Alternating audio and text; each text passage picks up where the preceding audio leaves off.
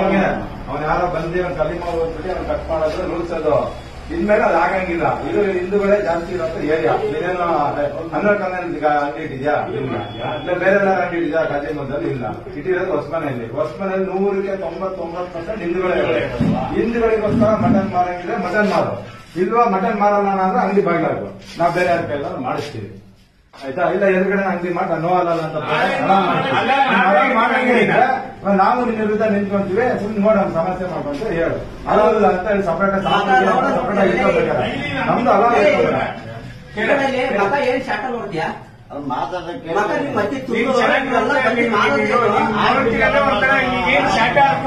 ನೋಡ್ತಾ ಇದ್ದೀನಿ ಅಷ್ಟೇ. ನಾವು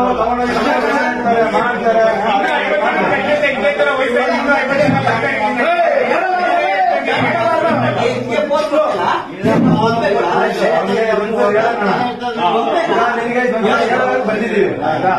ನಾವು 199% ಹಿಂದೂಗಳೇ ಇರೋಂತ ಜಾಗ. ಅಲಾದ್ ಮಾಡಿಸ್ಬಿಟ್ಟು ನಮ್ಮ ಹತ್ರ ಮಟನ್ ಹೊಡ್ಕೊಡ್ತೀನಿ ಅಂತ ರೆಡಿ ಆಗ್ತಿದೆಯಲ್ಲ, ನೀವು ಅಲಾದ್ ಮಾಡಿಸ್ಬಿಟ್ಟು ಬೆಳಗ್ಗೆ ನೀನು ನಾವು ಅಲಾನ್ ಮಾಡಿದ್ರೆ ಯಾವ ತಿಂತಾರೋ ಬೇಕಾದ್ರೆ ಅಲ್ಲೋರ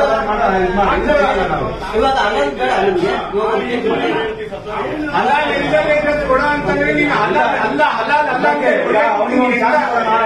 ನಾನೆಲ್ಲ ಸರಿ ಮಾಡ್ಕೊಂಡೆ.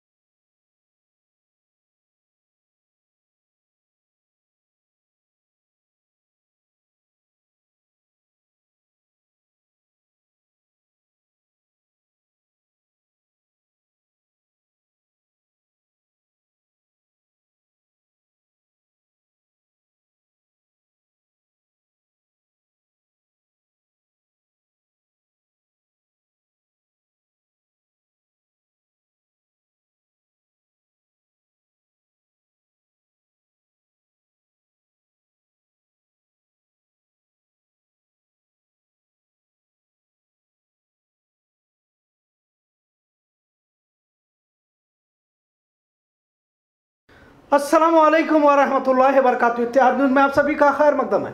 रमज़ान का पहला रोज़ा सहरी इफ्तारी मरहले से आगे बढ़ के तरावी और दूसरे रोज़ की तैयारी में हो सकते हैं। अक्सर नौजवानों को अब एक महीना दरबार गली, जुमा मस्जिद, फोर्ट रोड, गांधीनगर या फिर वीरभद्र नगर, कोयला के पास घंटों जमा होकर रमज़ान को एंजॉय करते हुए देखा जाता है और तकरीबन मुसलमान इसी तरह से अपना रमज़ान गुजार रहे हैं।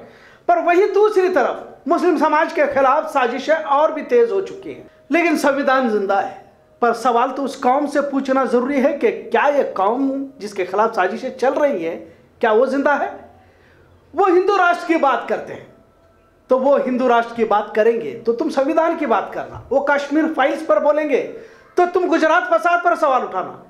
खैर, पूछने को बोलने को बहुत कुछ है, पर चारों तरफ खामोशी नजर आ रही है और मुस्लिम समाज बेहिस्सी में अपनी जिंदगी गुजार रहा है। ऐसा नहीं कि सिर्फ मुसलमान ही इसे महसूस कर रहा है, बल्कि पुलिस, इंतजामिया, अदलिया को भी मालूम है, वो भी महसूस कर रहे हैं, पर कहीं तो दबाव है और इसी दबाव के चलते सभी खामोशी से तमाशगीर बने बैठे हैं। आज फिर इसी पर तबसरा इसलिए करना पड़ रहा है क्योंकि दूसरा मौजू ऐसे भी नहीं है हमारे पास। खासकर कर्नाटक को शायद मरकज की जानिब से यही मशवरे दिए जा रहे होंगे कि जब तक चुनाव में जीत दर्ज नहीं होती, इसी तरह धर्म, देशभक्ति, राष्ट्रवाद, पाकिस्तान, हिंदू मुस्लिम करते रहना।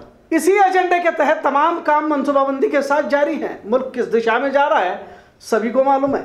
श्रीलंका में महंगाई के खिलाफ आवाम सड़कों पर आई है, खाना जंगी के हालात रूनुमा हो चुके हैं, फौज सड़कों पर है। अगर भारत को वक्त से पहले गलत दिशा में जाने से नहीं रोका गया तो भारत का भी श्रीलंका बनने में वक्त नहीं लग सकता, ऐसा कई मईशत के माहिरीन का कहना है। सिर्फ हिंदू मुस्लिम राष्ट्रवाद नफरत की आड़ में मुल्क के शहरियों को बेवकूफ नहीं बनाया जा सकता। लिहाजा महंगाई फिर से आसमान छूती नजर आ रही है।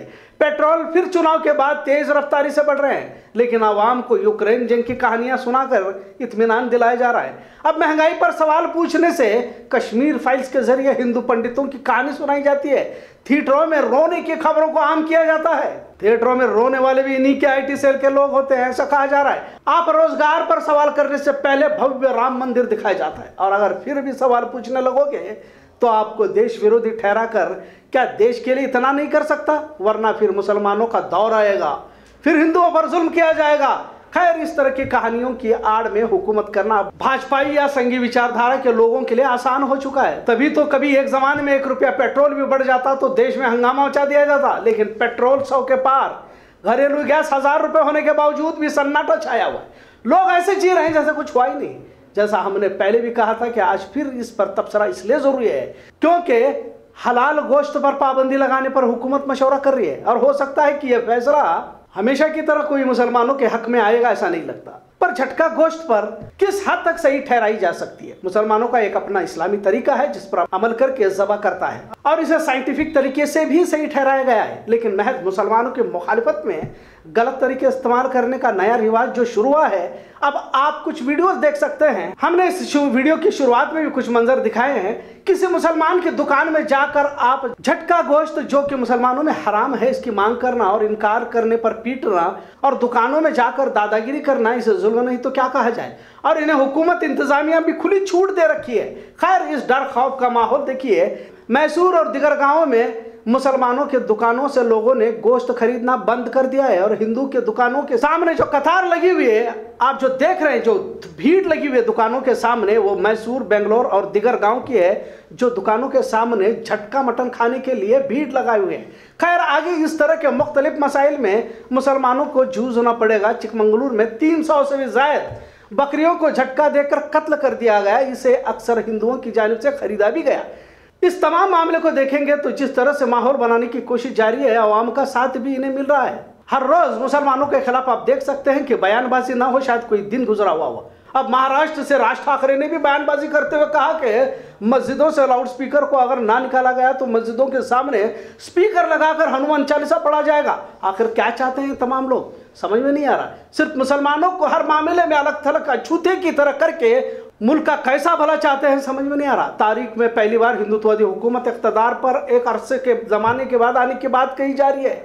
उसके बावजूद भी हिंदू खतरे में होने की बात कही जा रही है। किसी तरह का एतराज अक्सरियत हिंदू को नहीं था, लेकिन अब हालात पर भी एतराज होते देखा जा रहा है। स्कूली किताबों में मुस्लिम बादशाहों पर एतराज इत्तला के मुताबिक सिर्फ टिपू सुल्तान ही नहीं बल्कि दिगर मुस्लिम बादशाहों की तारीख को भी निकाले जाने पर गौर फिक्र किया जा रहा है। रियासत के मुख्तलिफ शहरों में धीरे धीरे जबरन डर खौफ के जरिए माहौल बनाया जा रहा है। इस बात पर तवज्जो की जरूरत है कि महज 5% अक्सरियत अवाम भी मुस्लिम नफरत से मुतासिर हो जाए तो हर 3 मुसलमान के पीछे एक शख्स के तौर पर देखा जा सकता है। भले ही हमें बहुत बड़ा तबका मुसलमानों से नफरत नहीं करता हुआ समझ में आ जाए, तो भी जो भीड़ होती है वो महज कुछ ही फीसद होती है, और कुछ फीसद खूंखार भीड़ ही नस्ल कशी के लिए काफी होती है। इसे समझने की जरूरत है। आज की इस खबर को बड़े ही संजीदगी से लेना होगा। सब्जी, गोश्त, किराना खरीदो फरोख्त में मुस्लिम माशरे का बायकाट एक नए दौर की शुरुआत कह सकते हैं, जो संविधान के विरोध में मुल्क की तहजीब के खिलाफ तो है ही,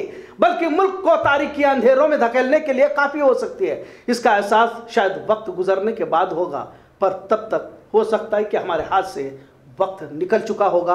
हो सकता है कि इससे पहले अगर हम जाग जाते हैं तो बहुत कुछ रुक सकता है, वरना इस मुल्क को बर्बादी से कोई नहीं बचा सकता। इत्तेहाद न्यूज़ देखने के लिए शुक्रिया। अल्लाह हाफिज।